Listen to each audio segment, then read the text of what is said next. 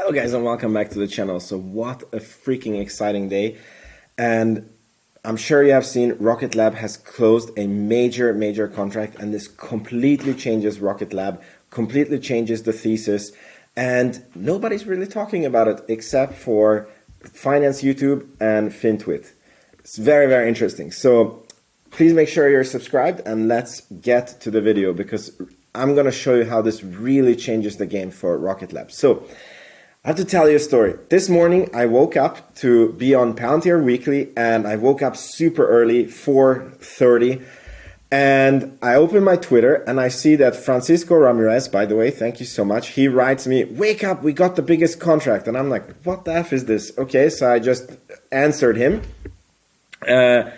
told him I was waking up for Rocket Lab Weekly. I go on Twitter and I see this, Space Stocks, and you know, the guy tweeted that we got this huge contract, and you know, I immediately go on YouTube and then I see that Dave G has a live stream going, and it's so funny that on the live stream I started speed watching it so that I can fit it in before my Palantir Weekly, and on the live stream he gives detailed explanation of what the contract means. And then I'm like, okay, what does mainstream media say about this? I go on Yahoo Finance, I type in Rocket Lab, and there's nothing, crickets, guys. And during the whole day, there was so little mainstream media coverage about this.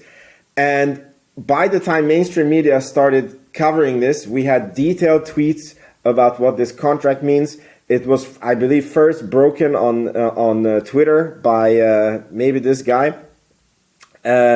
Dave G already had a YouTube video out about this. So guys, we are the future. I don't see what is even the edge for following mainstream media at this point. So they're slow and we're the future. Anyways, so I'm sure you have seen that the stock was up 22%, and which is fantastic. It's crazy. At one point today, my portfolio was up 30,000. I've never been $30,000 in a single day. And this is the last freaking trading day before Christmas, and I was like, this is the way to go into your Christmas break, you know. We didn't end up that high. I still ended the portfolio. It didn't end up being a highest ever for the portfolio. I think I was up $23,000, but hey, I'll take it at any day. This is the way to go into Christmas. But here's the deal. This still doesn't make sense. The Rocket Lab has been the weirdest stock that I've ever seen. So on this day, this was the day, I believe, before we launched, we went back to launch on Electron, okay? And we had a successful launch. This period basically starts a period in Rocket Lab where we're going for an almost 100% increase in Q1. We start a launch cadence of a launch every 17 days for the whole next year, okay? There is so many catalysts for the stock. And then after the launch, we fall super much percent. And this fall was almost comparable to, you know, when the Electron failed to launch in the first place. It's freaking nuts.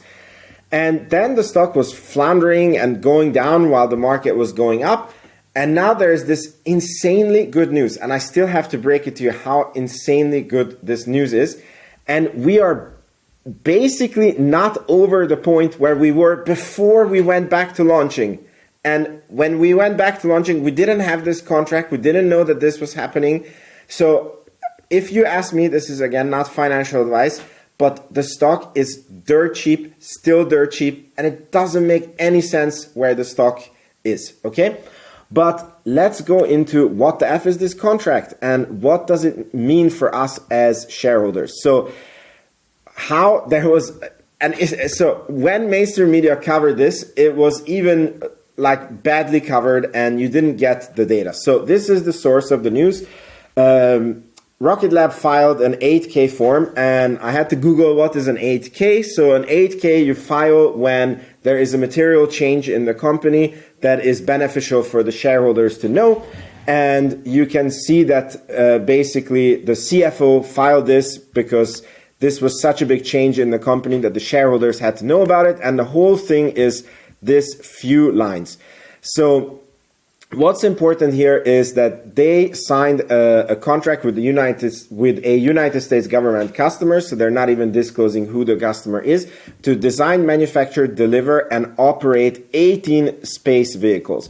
So when mainstream media reported on this, it was saying that they are also launching these. I don't see the launch here. Maybe they will get to launch these in the future. So when I read it, I thought it was like a total validation of their, end-to-end space one-stop shop for space manufacturing. But no, this is pure space services, doesn't include rocket launches. My guess would be that when it's getting closer, then the government will do a tender and see who's going to launch these, and Rocket Lab will have a chance to win this and even make money from that point. But so this is purely space systems for Rocket Lab.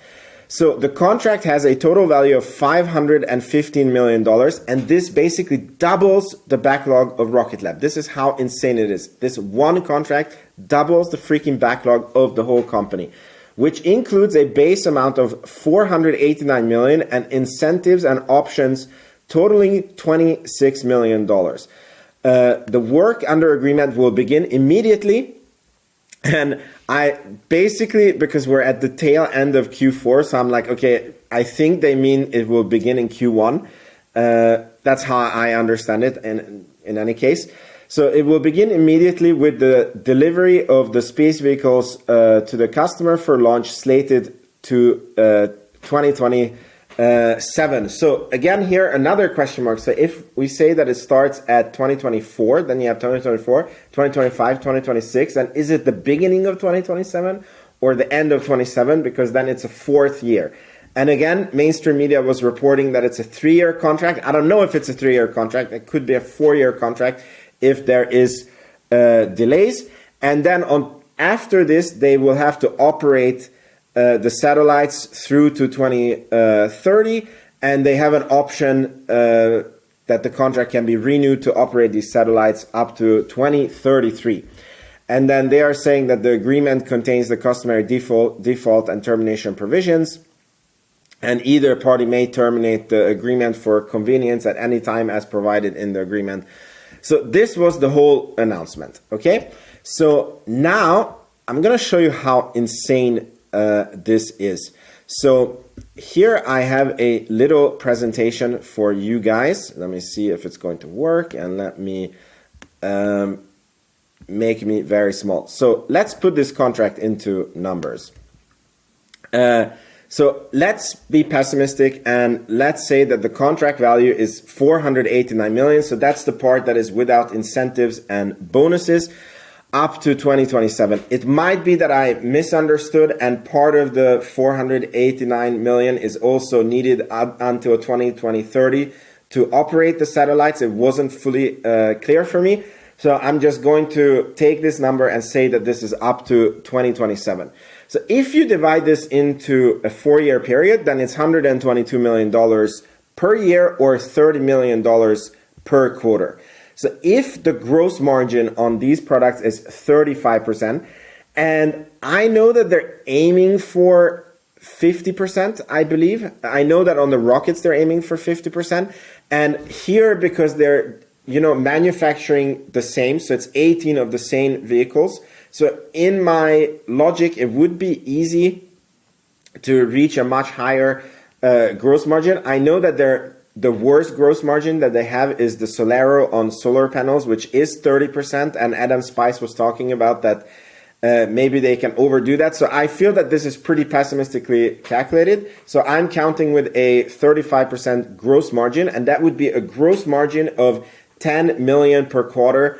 Very predictable for the next 4 years. And that number is insane.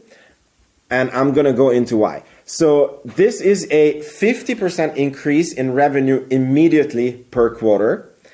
And it's a 66% increase just in space systems every quarter for 4 years.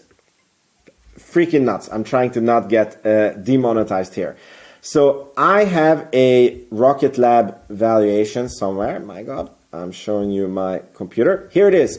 So In this valuation, I have the historical numbers that they had for a rocket launch and space systems. And again, you can see that space systems was 50 million.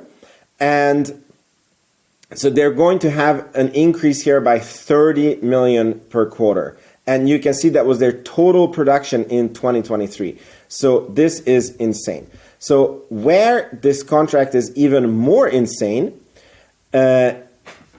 is here.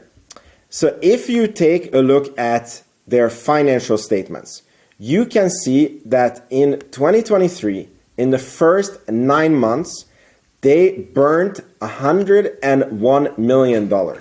So if they're making an additional 10 million per month for 9 months, that's 90 million. And they have been burning 101 million before in those same periods. So that means that they're almost cash flow positive. Almost, I know, I didn't see anybody talk about this. They're almost cash flow positive, okay? So now I'm going to show you something that is even more insane. So if we say that they need to deliver these satellites in the beginning of 2027, so you can count this contract in 3 years, then the numbers become 168 million per year, 40.75 million per quarter, with the gross profit, same 35% of 14.26 million per quarter, and adding 14 million to your P&L in 9 months, that's 128 million extra that they're going to get. So let's go back here, and you can see that that is more than the cash they have been burning. So with this contract, Rocket Lab might become cash flow positive. And the reason why I think that the stock price movement was so insane today is because I think that the stock price of Rocket Lab has a huge drag because of them not being profitable or even cash flow positive. So just to make it clear, it's 100% that they will not be GAAP profitable only with this contract. But just becoming cash flow positive is a huge milestone for this company, because that 100% eliminates bankruptcy risk for the company. If they need extra financing, they don't need to dilute shareholders. They can actually take loans because they have a positive cash flow where they can pay back the loan. And I just cannot tell you how big of a difference this contract makes in Rocket Lab's economy. And the stock only went back to where we were before going back to launching Electron. It's freaking nuts for me. So Peter Beck has done the best Christmas present for me. I hope you guys have had, a similarly great present. Somebody answered on my Twitter that, oh my God, you made the price of a new car in 1 day.